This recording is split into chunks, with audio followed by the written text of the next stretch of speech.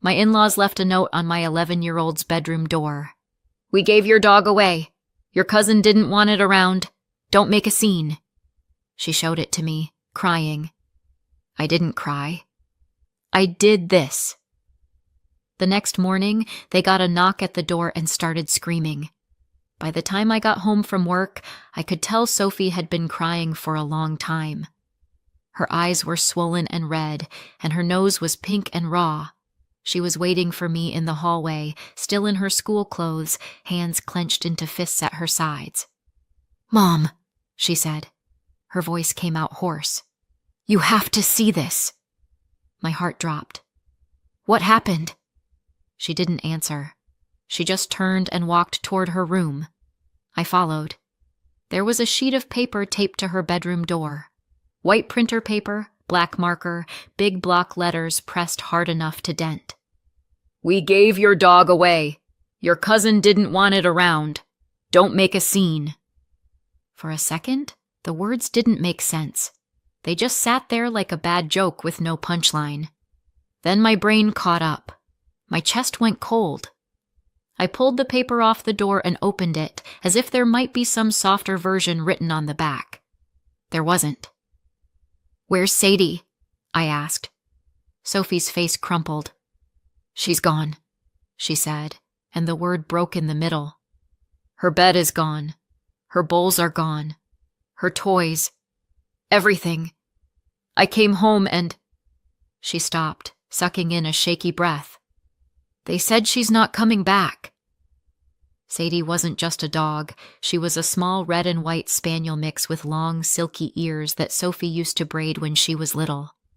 She had one cloudy eye and a soft, careful way of moving, like she never wanted to bump into anyone. Sophie used to say Sadie understood her better than people did. And honestly, some days that felt true. They'd grown up side by side. Bedtime stories, backyard adventures, storm night cuddles. A kid and her dog in that quiet, unspoken way that feels more like family than half the people you share a house with. Losing Sadie wasn't losing a pet. It was losing the one creature Sophie trusted completely. I stepped into her room. The corner where Sadie's bed had been was empty. The little metal bowls we kept beside the dresser were gone, leaving faint circles on the floor. The worn rope toy that had lived under the desk was missing. The whole room looked wrong, like a staged version of Sophie's life, where someone had quietly erased the one living thing that made the noise bearable. I turned back to her. "Where were you when you found this?" "I came home from school and it was there," she said. "Grandma was in the kitchen. She said, 'We did what we had to do.'" Her voice slid into Brenda's clipped tone. "Don't you dare start crying about it, young lady. It's just a dog." Sophie choked on a sob. "She said if I made a scene, I'd go to my room without dinner, but Sadie's not here, so—" I pulled her into my arms before she could finish that sentence. She shook against me, hot tears soaking into my work shirt. She smelled like school and salt and the faint dog shampoo that never quite left our clothes. "It's okay," I lied into her hair. "I've got you." I didn't say, "It's just a dog." I didn't say, "We'll get another one." I just held her until the worst of the shaking passed. "Go sit on my bed, okay?" I said quietly. "Take your pillow. I'm going to talk to them." She nodded without looking at me and shuffled down the hall, wiping her nose with the back of her hand. I looked at the note again, at the part about Sophie's cousin Madison, at the last line. "Don't make a scene." "Right." I went downstairs. My mother-in-law Brenda and my father-in-law Gordon were at the kitchen table. Brenda had a cup of tea. Gordon had the newspaper spread open. They didn't look surprised to see me. "Elena," Brenda said, like I'd just come in from the grocery store. "You're home early." "Where is she?" I asked. Brenda tilted her head. "Who?" "Sadie. Our dog," I said. "Where is Sadie?" Gordon folded the paper with a sigh. "We found her a new home," he said. Some nice people from church. It was time. No, it wasn't, I said. Brenda rolled her eyes. We've talked about this. Madison doesn't like that dog. She's afraid of it. She told us she didn't want to come over anymore. What were we supposed to do? Lose our granddaughter because you insist on keeping an animal in the house? You have 2 granddaughters, I said. Brenda's mouth pinched. You know what I mean. Where does this nice family live? I asked. What are their names? That's none of your concern, Gordon said. We handled it. You should be thanking us. Less hair in the house, less smell, less responsibility for you. She wasn't your responsibility, I said. She was my daughter's dog. It's our house, Gordon said, like he was spelling it out for a slow child. We make the rules here. This isn't a rule, I said. It's theft. Brenda slammed her cup down hard enough that tea sloshed onto the saucer. Oh, for heaven's sake, you're being ridiculous. We rehomed a dog. Yeah, that's it. Children come first. Your daughter will be fine. She's old enough to understand that the world doesn't revolve around her feelings. She's 11, I said. And very sensitive, Brenda said pointedly. You've made her that way. I stared at them. There was a buzzing in my ears, but my voice stayed flat. You left a note on her door, I said. You didn't even look her in the eye. We knew you'd blow it out of proportion, Gordon said. We didn't want a scene. There it was, the math, laid out on the table. Madison's comfort on one side, my mother's dog and my daughter's grief on the other. The people who took Sadie, I said. Did you tell them she wasn't yours to give? Gordon's jaw clenched. He didn't answer. Brenda stood up and started stacking plates that didn't need stacking. We're not having this argument, she said. The decision is made. You can either accept it and help Sophie move on, or you can keep stirring her up and make this harder than it needs to be. I looked at her, at him, at the kitchen where I'd spent years cooking and cleaning and swallowing small insults in exchange for a roof over our heads. Okay, I said. Brenda relaxed, just slightly. Good. I'm glad you're being sensible. I walked out without another word.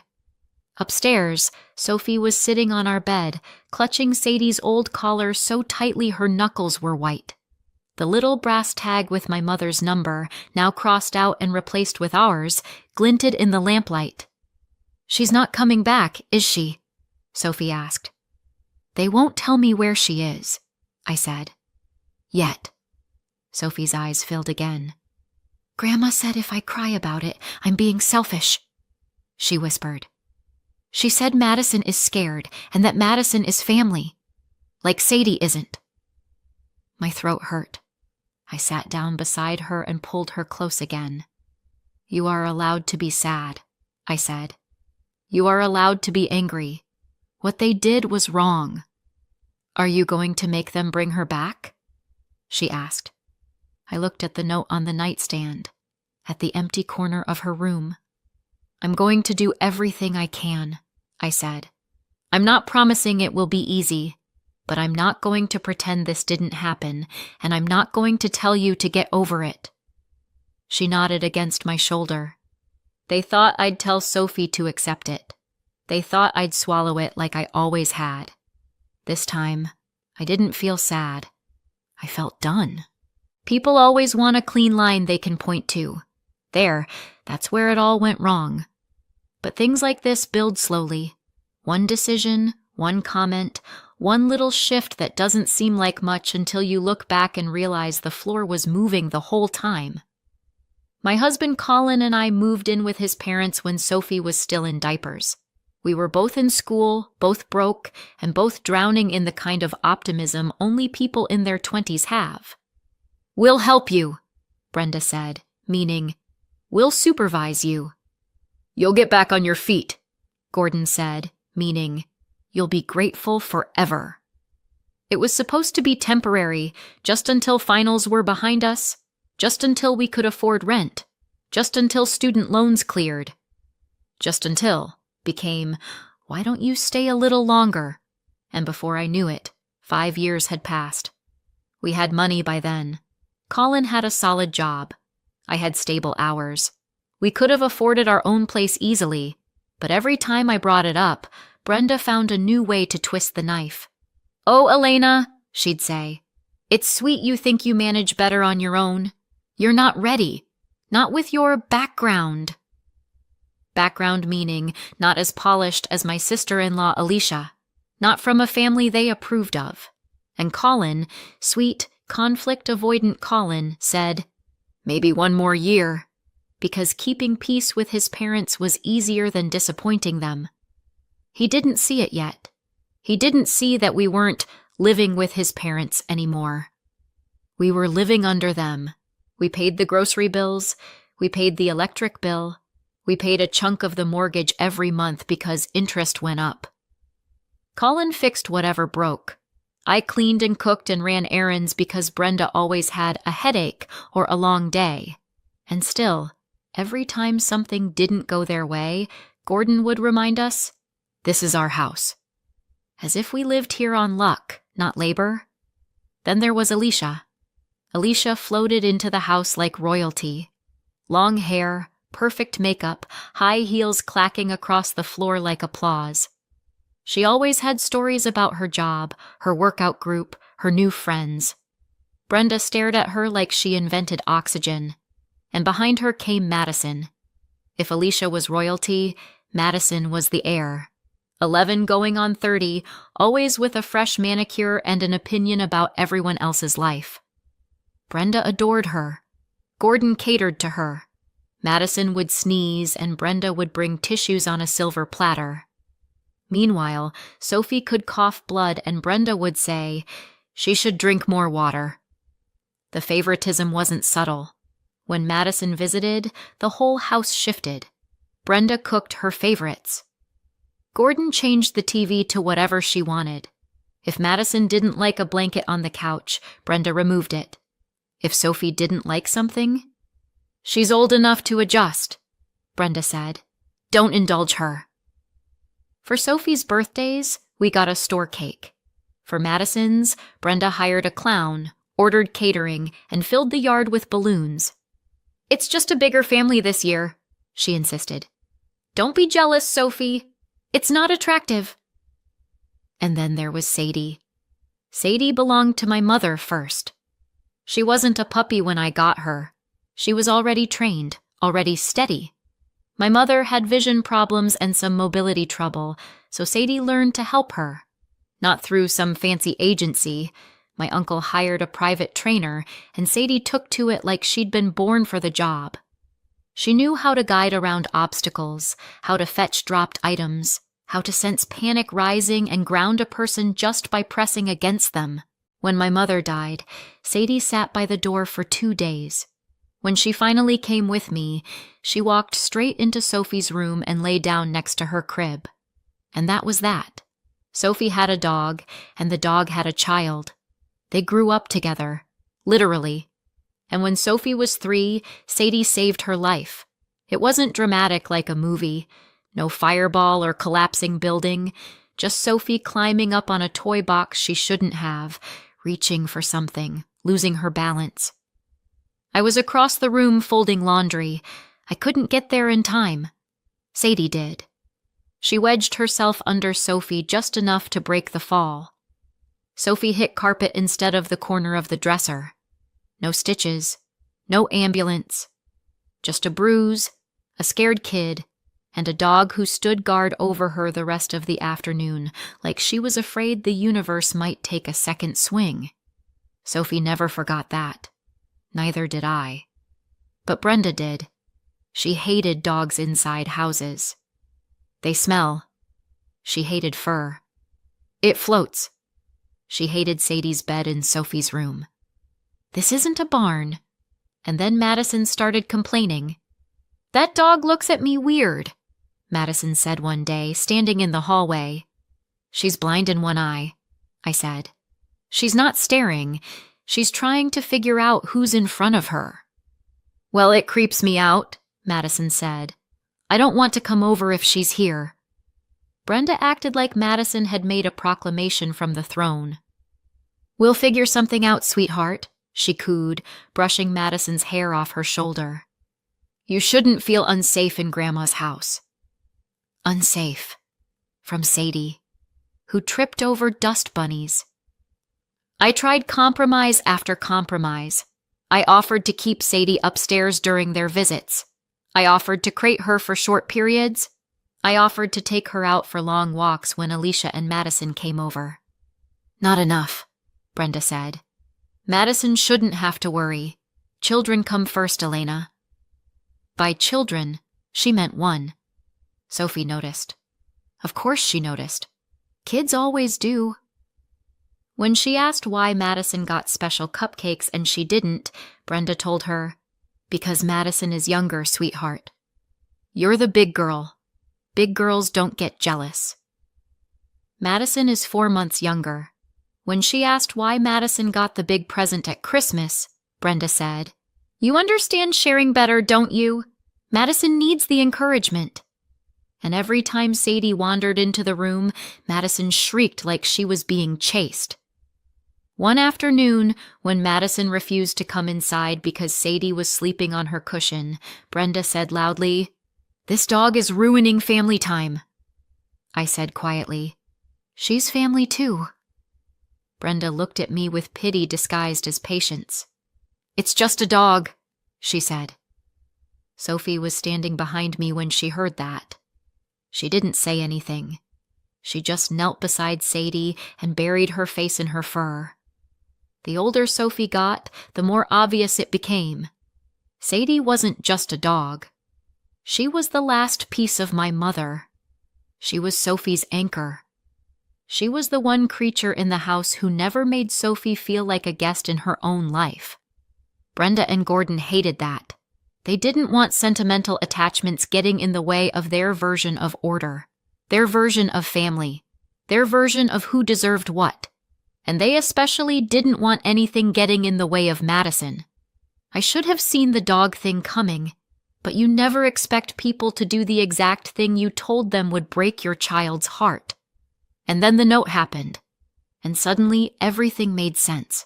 The comments, the complaints, the sighs, the whispers, the children come first speeches. They hadn't snapped. They'd planned.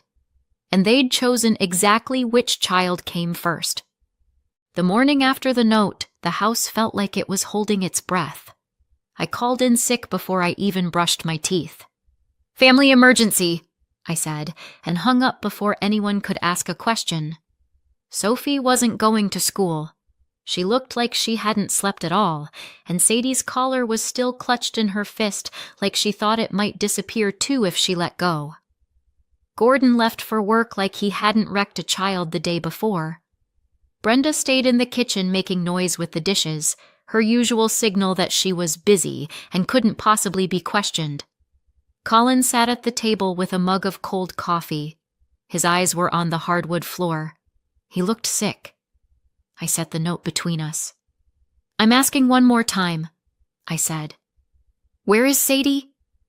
Brenda didn't even turn. We told you. A nice family from church. A yard. Space. She'll be better off. And their names? I asked. Address? That's private, she said. We're not dragging strangers into your tantrum. You're only upsetting Sophie more. Let it go. I'm making it worse, I repeated. Not the people who took her dog while she was at school. From the hallway, Gordon barked. She's gone. End of story. You should be grateful we didn't dump her at the shelter. I picked up the note, folded it, and walked upstairs. I didn't slam the door. I didn't yell. I just closed it gently, because rage came easy, but clarity needed quiet. I pulled Sadie's file box from under the bed. All her papers were there. The vet records, the vaccine sheets, the training receipts in my mother's handwriting, the microchip documents, everything I needed to prove she belonged to me, to Sophie. Not to the people downstairs who treated her like clutter. When I went back down, Sophie was curled on the couch hugging her knees. The TV was off. The house was heavy. "Do you want to help me find her?" I asked. Her head snapped up. "We can find her?" "We're sure as hell going to try," I said. We sat together at the coffee table. I took a breath and called the vet, told them Sadie was missing. They flagged her file. I submitted a stolen report with the microchip company. My hands shook. I kept going. Then I opened the neighborhood Facebook group. I typed, "My dog Sadie was taken from my home and rehomed without my permission. She's older, small, trained to help with mobility and anxiety. She belonged to my late mother and is my daughter's dog now. If anyone has seen a post offering a trained older dog recently, please message me. Photo in comments." I added a picture of Sophie reading with Sadie's head in her lap. Within minutes, sympathy. Within an hour, a few dead ends. By noon, nothing. Sophie kept twisting the sleeve of her sweatshirt. "Maybe she's in another city," she whispered. "Maybe they drove far." "We only know they lied," I said. "Everything else, we'll find out." Just after 2, my phone buzzed again. A message from someone I didn't know. "Hi, Elena. Someone in my church group shared this yesterday. Thought it might be her." Below was a screenshot. The moment I saw it, I felt my chest hollow out. The photo wasn't sharp, but it didn't need to be. Sadie sat on an unfamiliar porch, looking patient and brave like she always did. The caption, "Older assistance type dog. Well-trained, calm. $2,500 rehoming fee. Call for details." The number underneath belonged to Gordon. I stood so fast the laptop nearly slid off the table. "Colin." He came in, wiping his hands on a towel, eyes wary. I showed him the screen. He went pale. "That's my dad's number." "Yeah," I said. "It is." Sophie looked back and forth between us, confused and scared. "What does that mean?" "It means," I said, "they didn't rehome her for free." I messaged the woman back immediately. She sent me the name and number of the buyer, Martha. My thumb shook as I called.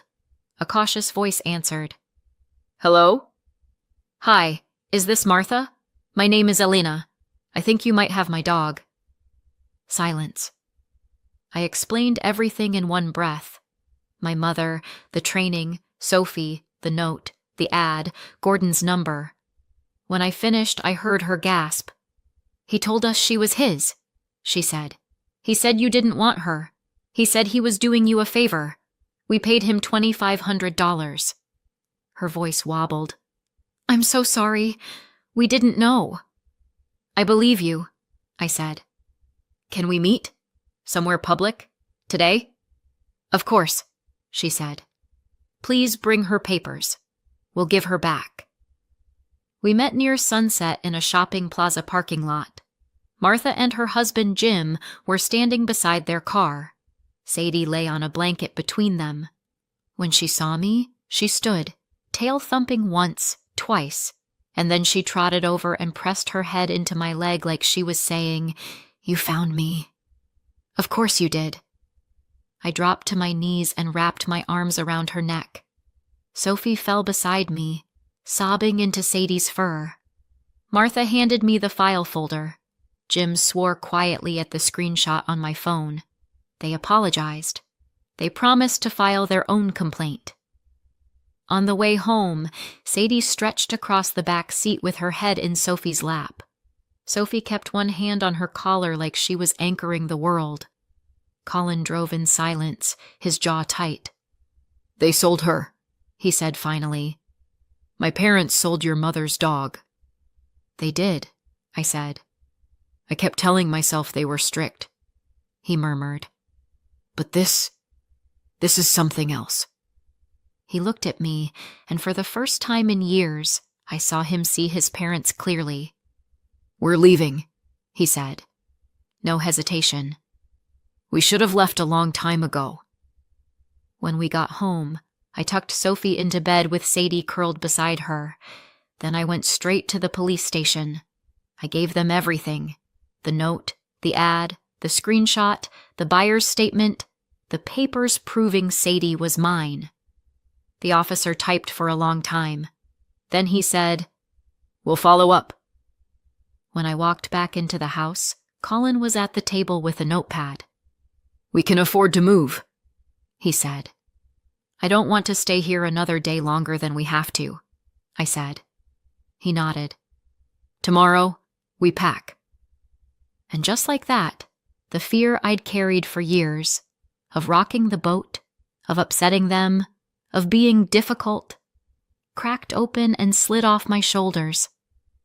Brenda and Gordon went to bed that night smug and satisfied, thinking the house was quiet again. For the first time in a long time, I wasn't the one lying awake wondering what they'd do next. I already knew.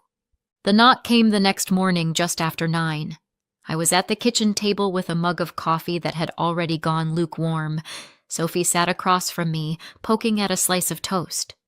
Sadie was under the table, pressed against my feet.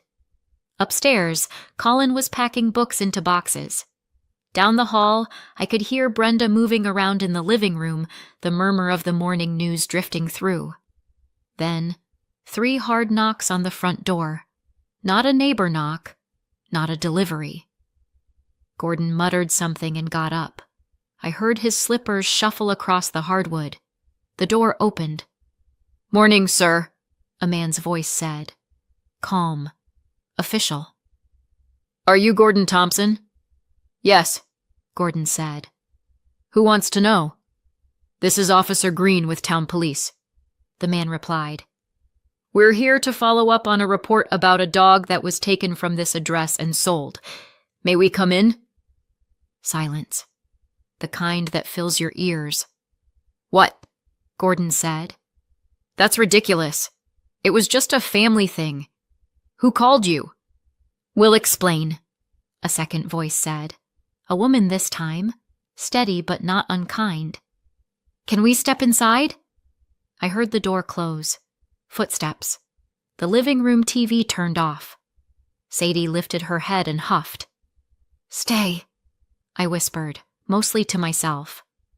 I couldn't hear every word, but some sentences carried down the hallway.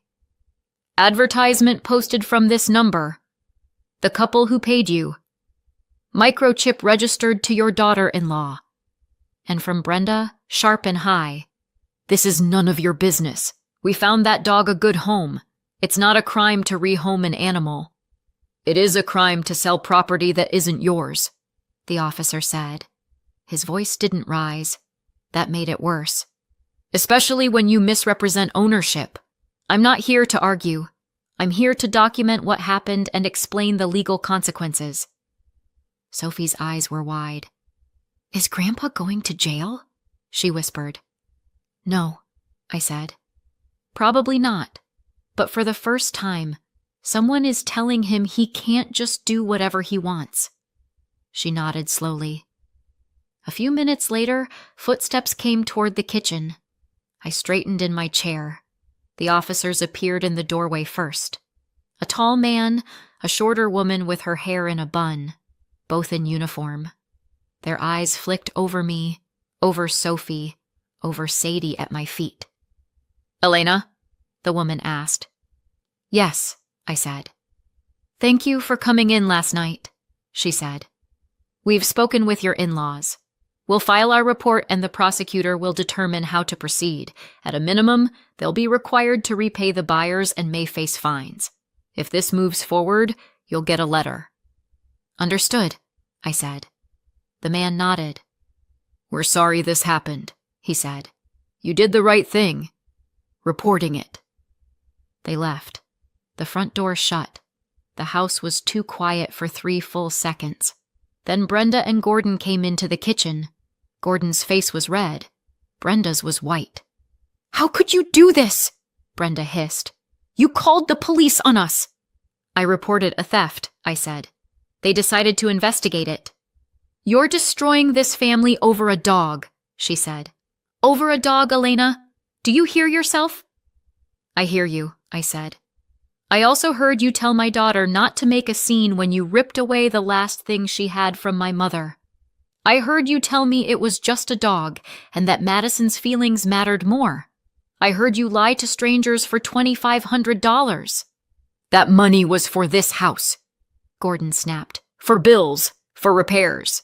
You have no idea what it takes to keep this place going. I do, I said. I've been paying for it with you.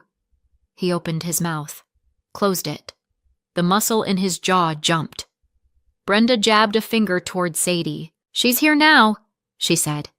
What more do you want? You got your way. Why drag the law into it? You think neighbors aren't going to talk? You think we aren't going to hear about this at church? For once, I said, you get to worry about what other people think. Not me. You're ungrateful, Gordon said. We took you in when you had nothing. We gave you a place to live. We helped raise your child. You also taught her that in this house, she comes second, I said. I'm not letting that lesson sink in any deeper. At that moment, Colin came down the stairs carrying a box of books. He stopped in the doorway, taking in the scene. Mom. Dad, he said. His voice was flat in a way I'd never heard before. Enough. Brenda turned to him like she'd been waiting for backup. Tell her she's gone too far, she said. Tell her you won't stand for this. You are our son. I am, he said. And that's exactly why I'm not pretending this is okay. She froze. You lied, he said quietly. You took Sadie while we were out. You sold her. You told strangers we didn't want her. You watched Sophie come home and find a note on her door instead of a dog. You knew what that dog meant to us, and you told us to let it go. We were going to talk about it, Brenda protested. We were going to work something out. No, Colin said. You were hoping Elena would cry, calm down, and move on like always. And when she didn't, you got caught. Gordon snorted. So what? You're moving out in a huff? Where will you go? You can't afford... We can, Colin said. We've run the numbers. We'll manage. And at least when we pay rent, the landlord won't sell our dog. Brenda flinched like he'd slapped her. You are really going to walk out on us? She whispered. We're not walking out, I said. We're walking away. There's a difference. We're your parents, Gordon said. You had a chance to be my family's safe place. You chose to be the opposite. He picked up the box again. We'll be out by the end of the month, he said. We won't be paying your bills anymore.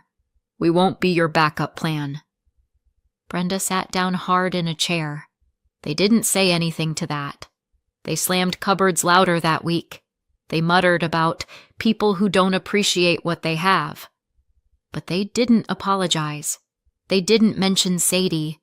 They never said the word sorry out loud. It didn't matter anymore. We found a small 2-bedroom apartment across town. Nothing fancy, but the lease had our names on it and no one else's. On the last night in the old house, Sophie stood in her empty room and looked around.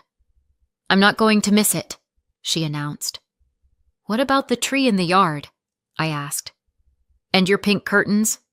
We can plant a new tree, she said. We can get new curtains. It's not worth Sadie. She wasn't wrong. A year later, it's amazing how far the fallout reached. Once the police finished their investigation, Brenda and Gordon walked away with a small but permanent criminal record for theft and fraud. They had to repay all $2,500 to Martha and Jim, plus fines and fees they definitely weren't prepared for.